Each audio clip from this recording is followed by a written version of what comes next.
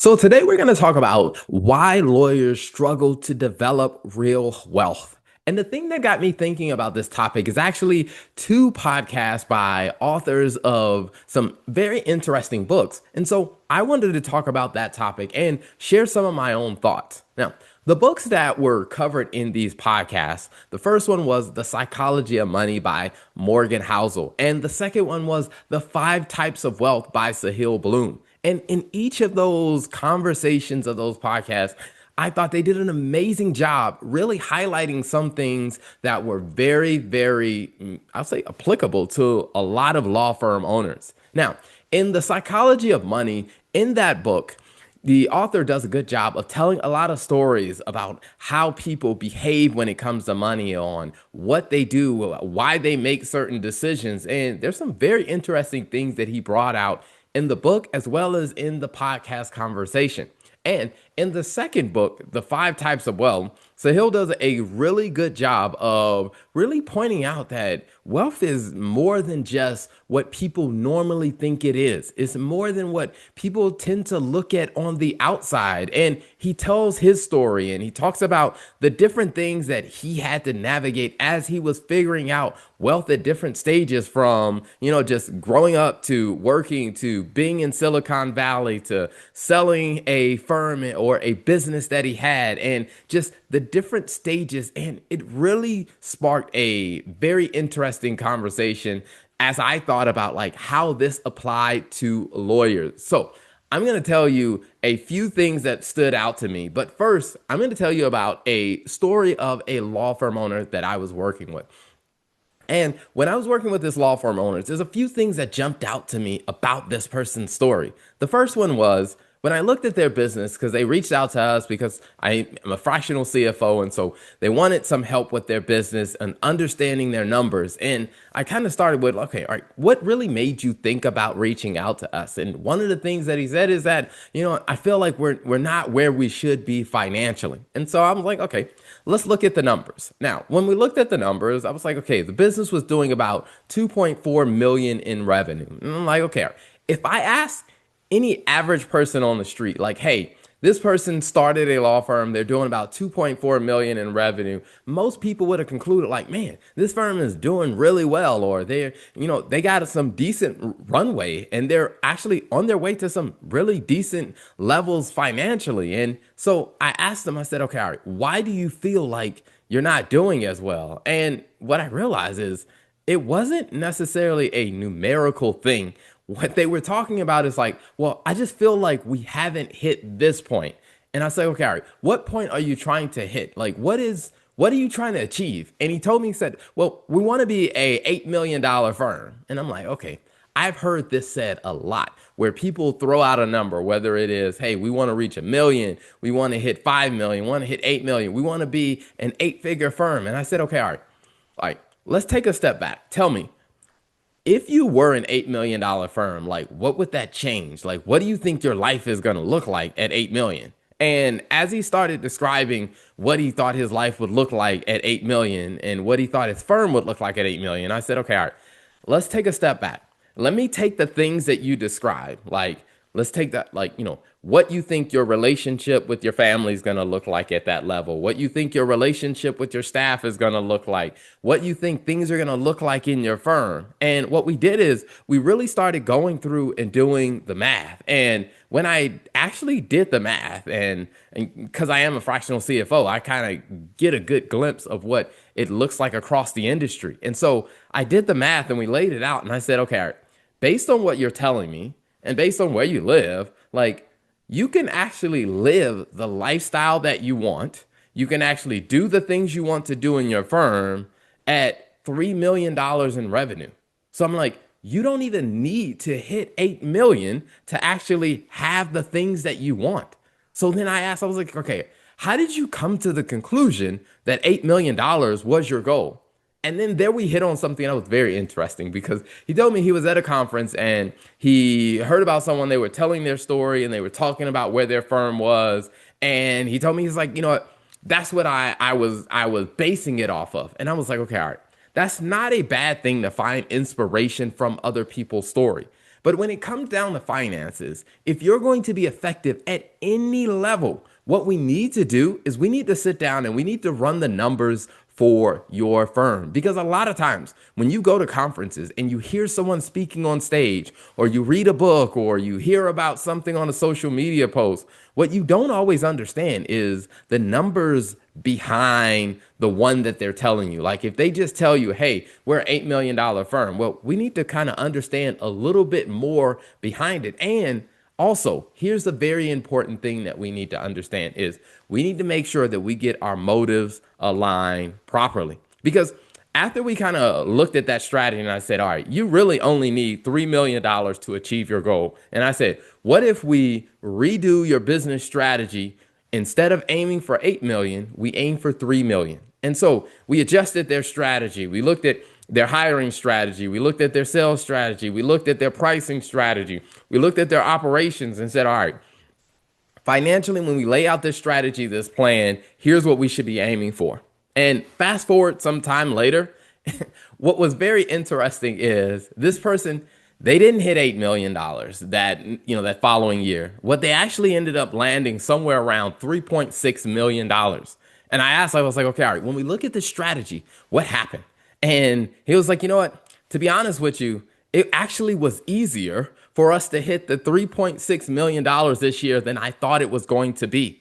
And there was a few things that we adjusted in their strategy that really helped them, and it really turned the light bulbs on for them. Is because when we started to align his goals with what he really wanted, like we set a goal that actually related to what he really wanted, what he began to find out is that one is it wasn't as stressful as before because he was motivated by something that he really, really wanted. And because we did the math, he could see like, hey, as he was making progress, he had that sense of accomplishment of knowing like, I'm getting closer to my goal because I know what the math looks like. When he had this vague goal of $8 million, what ended up happening is like he could tell whether he was close to the 8 million, but he didn't know if it was actually doing what he thought it should be doing. But by doing the math, we were able to figure that out. And then what it did also for the rest of his team and for his clients is they started saying things like, hey, he became more pleasant to be around.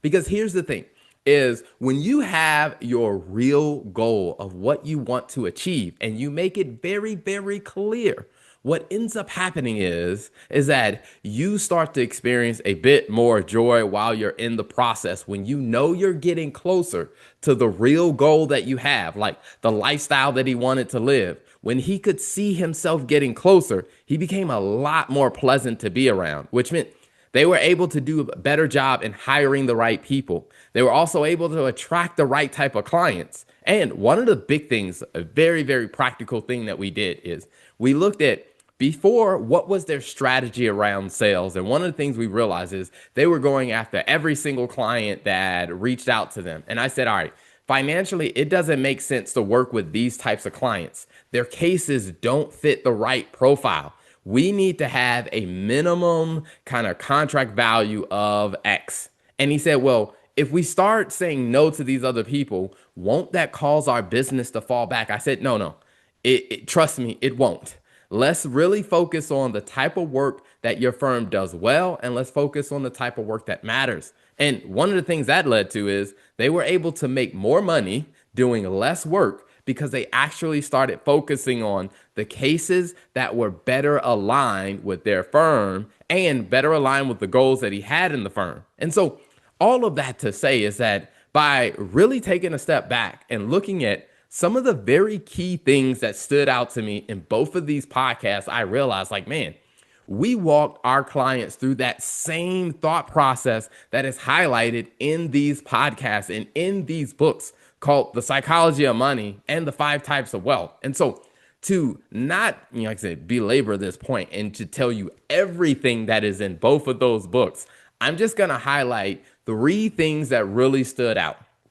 So the first thing from The Psychology of Money is that I think everyone needs to understand what their money regret list looks like. Because if you really want to understand why people do the things they do with money, you probably should understand like what does their money regret list look like? And what I call a money regret list is the money regret list are what is the types of things that they will regret not doing as it pertains to money. So let's say, for example, there are typically two types of regret lists. On the extreme, you have those who seek safety and security, and then you have those who want to pursue opportunity and actually take advantage of the options that come before them. You have these two extremes. You have the savers and you could say the risk takers. Now, the people who tend to have more of a savings mentality, what they tend to regret is things like, I regret not saving more money when I should have, or I regret not taking advantage of this opportunity that allowed me to save more money. Now, on the other side, for the risk, those are the people, they tend to regret not taking advantage of certain opportunities when they had the chance to. And so, if you start to understand like where you fall and where other people fall on that, like, are they more on the safety and security or are they more on the opportunity and risk? What you'll start to do is you'll start to understand why they make certain decisions that they make. For example, when I work with the law firm owner, and I'm trying to understand like, okay, all right, why are they making certain decisions? I tend to think through that scale of like, okay, all right, are they more about saving and avoiding risk, or are they more about taking advantage of opportunity and really maximizing their return on the other side of risk? Well, if you can figure out where you fall on that scale, what it does is it helps you understand why you make certain decisions. And then if you understand why you make certain decisions, you can then build a strategy that makes the most sense. Now, where this becomes very, very essential for law firm owners is a lot of times when law firm owners are working with, let's say, a business coach. Now, if you're a saving and you prioritize security, if you're working with a law firm coach who is more about pursuing opportunity and maximizing return on risk, what ends up happening is the advice that that coach is giving you is not going to sit well with you. And chances are you're probably not going to execute on that coach's advice as well. So everyone needs to understand their own kind of money risks, or I guess you would say their money regret list. Like what are the types of decisions that you will regret when you look back on it? And you can look at your own life and just ask yourself, like, what types of decisions have you made in your life that you regret? Is it you regret not taking advantage of opportunities, or is it that you regret that you probably should have played it a little bit safer? And the thing is, neither option is wrong. Like, neither one is better than the other. What you do need to understand is why you make decisions. Now, the other thing that I want to point out, and I thought this was such a brilliant idea, if you're trying to figure out what to do next, like what decision you should make next, here is something very interesting that you can do, and it is called the movie audience approach. And what the movie audience approach is that imagine that your life is a movie, or imagine that your law firm is a movie, and you're the main character in that movie. Imagine that people are sitting in a movie theater watching your movie play out. If people were sitting in an audience watching your movie play out, what do you think the audience would be yelling at the main character to do in this movie? For example, think about those commonly in those scary movies where someone just wanders into a dark cabin. Everyone in the theater, even if you're the most nicest, calmest person, you're probably either yelling inside or you're yelling out loud, like, don't go in that room. Or let's say if you're watching a rom-com movie and you're probably like, you know what? That person just isn't right for you. That's not the right person you should be watching. Is you kind of know when a person is probably picking the wrong person that they should be in a relationship with, or someone that they should date. Or let's say if you're watching an action movie and you're just like, hey, you know what? You shouldn't trust that person. Like, that partner doesn't have your best interest in mind. And the same thing when you look at your own life and you look at the way you're leading your law firm, or you're looking at the financial decisions. If the audience was watching your life like a movie, what would they be yelling at you to not do? Or what would they be yelling at you to do? Like, hey, stop delaying, make the investment, or like, hey, pump the brakes, don't do that, you probably shouldn't. And the thing about this movie audience approach is it allows you to step out of the heat of the emotions of the moment, and it allows you to have a more objective perspective on what you should do next.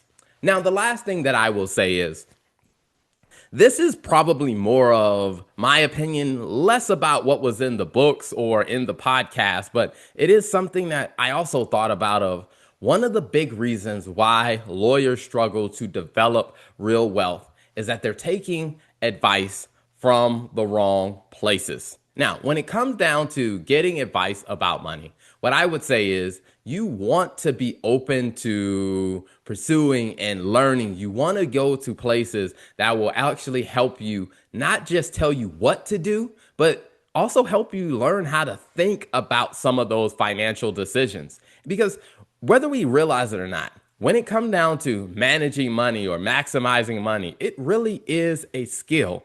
And just like your legal skill, it took you time to develop your legal skills. It will take you time to develop, financial management or money skills. And if you're not working with people or you're not listening to people or you're not around people who are helping you develop that skill, chances are you're probably not going to get to the point where you're making smart decisions concerning building wealth or helping you get to the next level of building wealth. So here's what I would say to you is that if you are working with an accountant or a CFO, you need to ask yourself a very honest question.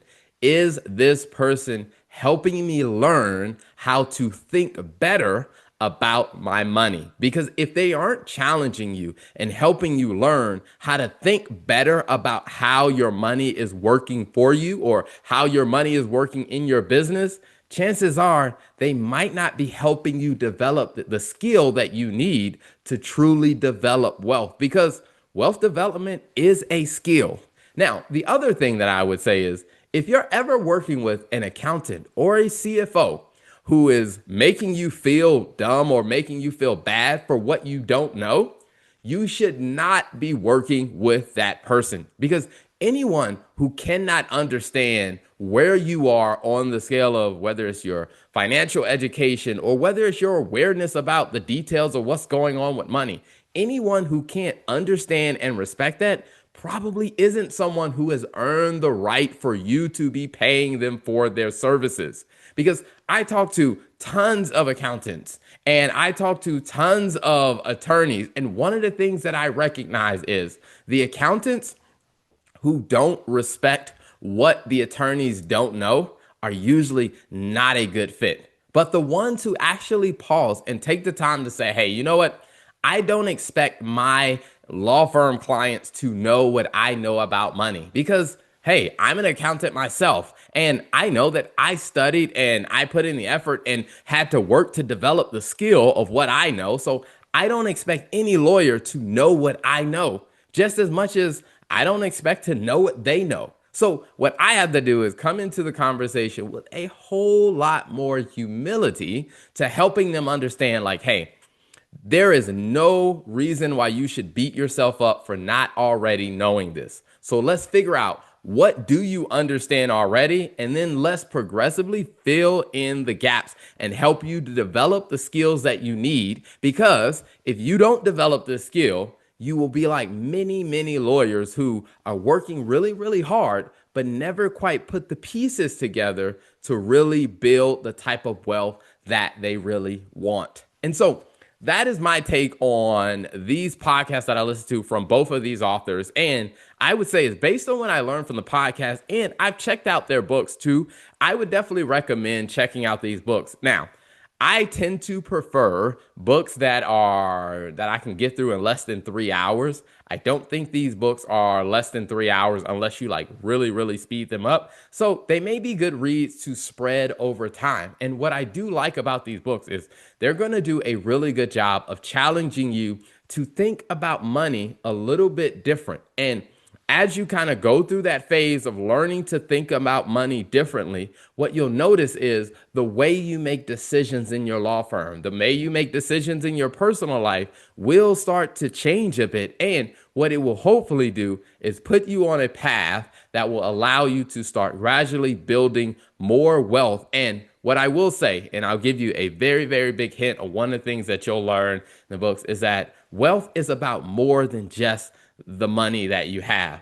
Wealth has so many different facets to it. But if you don't start to fix some of the things that impact your wealth, what will happen is you'll be in this cycle of constantly chasing a number and you'll never actually get there. But both of these books, I think, and these interviews that I listened to, and I'll put in the comments links to the podcast episodes so you can check those out. And if they're interesting enough to you, then I would say check out the book. But hey, thanks for tuning in. And what I will say is continue to subscribe, because as we come across more books, more podcasts, more resources, we will be sure to share them with you.